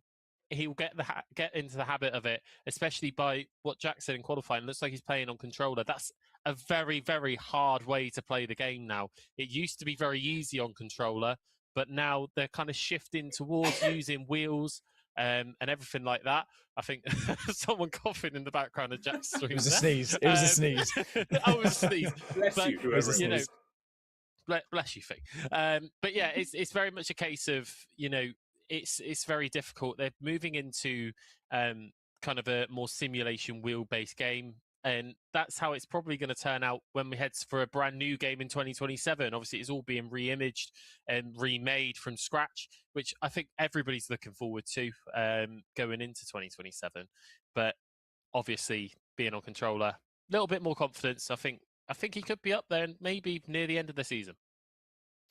It's funny you mentioned the console, the controller players, and how different it is for them to have to drive these. Of course, they don't have the ability to flick the wheel, which has been unfortunately the meta in F125. Just throwing the car into the corners and waiting for those tyres to grip up. And actually, on top of that, controller players had a slightly higher tyre wear compared to those on a wheel. So it's been a real bad game cycle to be on controller. I have been told and informed that it has been somewhat fixed for F126, at least the DLC, where controller players aren't as far behind on tyre wear anymore. So they are going to be a little bit more on par when it comes to those rules and regulations. But we move now our attention from Las Vegas and we head slightly further south in the world. We head over to Australia at Albert Park for our next round of the BFBS Pro League. Of course, this is one of the, I want to say, classic Formula One circuits. Of course, hosted its first Grand Prix many, many years ago now. And after many track revisions, which includes turns 5, 6, and 7, that back complex, opening it up into a much faster straight down towards turn 9 and turns 10, there's going to be a lot of overtaking opportunities here. It's one of my favourite tracks. It's one of my dream races to go to is the Australian Grand Prix. It always provides that first race of the season, doesn't it? Everyone looks forward to it, especially with the track revisions that they have put in. Obviously, this year, we were expecting better racing in real life, but obviously the regulations kind of cut that short a little bit. But in previous years, it has always been one of those circuits we look forward to going to, especially that fast complex 5, 6, 7, 8, and 9. You can see a lot of overtaking there. And we have seen big crashes as well. You know, Kimi Antonelli being one of them into turn 2. And even we saw Isaac Hadjar, unfortunately, in his first race of the season, spinning out on the formation lap and crashing the car. But that's the nature of this track. It is fast. It is technical. One wrong mistake, you're in a wall. Because, again, these walls come at you fast. There's a little bit more runoff here compared to other street circuits, especially down into turns 1, 3, even down into the last sector. You've got that little bit more runoff, a little bit more wiggle room. But in some of the tight complexes, especially down out of turn 5 and into turn 6, it's very narrow walls. So there could be a lot of contact there. I think there will. And you say it's that street circuit. It's a weird hybrid street circuit, isn't it? All on public roads around the lake. But when you really close it down, the run down what is the second DRS zone you can see on your screens at the moment, the walls are so close to the drivers. And I promise I didn't laugh when either Oscar Piastri or Hadjar put it into a wall in one of their first races in 2026 or 2025, respectively. I promise I wouldn't do that, because that is me. Yeah, well, I would say Australia is one of them. Well, it was one of them tracks. You know, we're maybe next year in the actual Formula One, we could see it be a lot different with the regulations that we have. But when it comes to the guys racing next week, turns 9 and 10 is going to be absolutely mental. We are probably going to see quite a lot of track limit violations there. That's if they keep it out of the gravel, because you are right on the limit when you're going through that very high speed chicane practically a chicane. You know, you could even see them go into the gravel. Then when it comes into the second to last corner, I think that's turn 14, I think 13, 14. Yeah. Outbraking themselves. And if you outbrake yourself and dip that wheel on the gravel, dip the wheel on the grass, then you're in trouble. But then are we going to see anyone into the wall in the final corner? Because it is very, very difficult to get the traction down coming out of that final corner. You get it in the wrong gear, your wheels will spin up and you go sideways. You go a bit too quick, you end up in the wall, and you are fighting for grip the whole way around that final corner. So it's definitely going to be a lot to look forward to. And are the lunges into turn 1 and turn 3 going to be there? It's like, I think the most memorable moment I have of this Grand Prix, it was when obviously we still had that chicane before the long left-hander. I absolutely despise that chicane. Don't get me wrong, there was a few overtakes at that corner, but it's a lot better now without it. But if you remember, I think it was 2008. I believe it was one of the Toyotas. It may even been Rorik Kubica in the BMW. Went over onto that gravel, and because of how fast they're coming out of it, it jumped and it broke the suspension as he landed back on the ground. Obviously, we don't see that too much more, especially the ground effect cars that these cars actually are in 2025. They do suck themselves to the ground a bit more, so you don't see them jumping over that kind of gravel trap onto the grass, then back onto the surface of the asphalt. But it's still possible. We could still see people heading onto that grassy line, spinning up the tyres, and then going into the wall. Could we finally see a safety car that we've been wishing for to spice up the racing? We never know. But good point. We haven't had one yet. And again, we said it in commentary. We probably should have had one at the start of tonight's race with the retirement at the start, because unfortunately it's the game's physics where it kind of calls it. Maybe the setting needs tweaking a little bit, because we do need to maybe rein Phoenix in a little bit to kind of spice it up a bit. Just put it into increase or something for the next few rounds and really get Bert Marlander working for his paycheck. It was interesting. I know we're going to go into really nerdy F1 topics here. It's interesting you mentioned about the gravel and how it's changed. We don't see the cars bouncing over it. And actually, it's how they've designed the gravel in recent years. They don't add the wave effect that they used to into the gravel tracks, because they used to originally do it to try and slow the cars down. Their thought being that as you hit the wave, it would slow the car down like a boat on a wave. Shock horror. What they actually discovered is it makes cars fly, and that was a bad thing in Formula One. They don't tend to do it anymore. They just let the gravel kind of sink in and let the cars slow them down. But before everybody gets bored of us just talking about random stuff within Formula One, I think it's probably an appropriate time to wrap the show up, everybody. It's been an absolute pleasure to have you along with us for this Las Vegas Grand Prix. You will be here, same time, same place next week as we head a little bit down under for the Australian Grand Prix for round 6 of 8 of the BFBS Pro League Season 2. Until then, we'll see you then. Good night.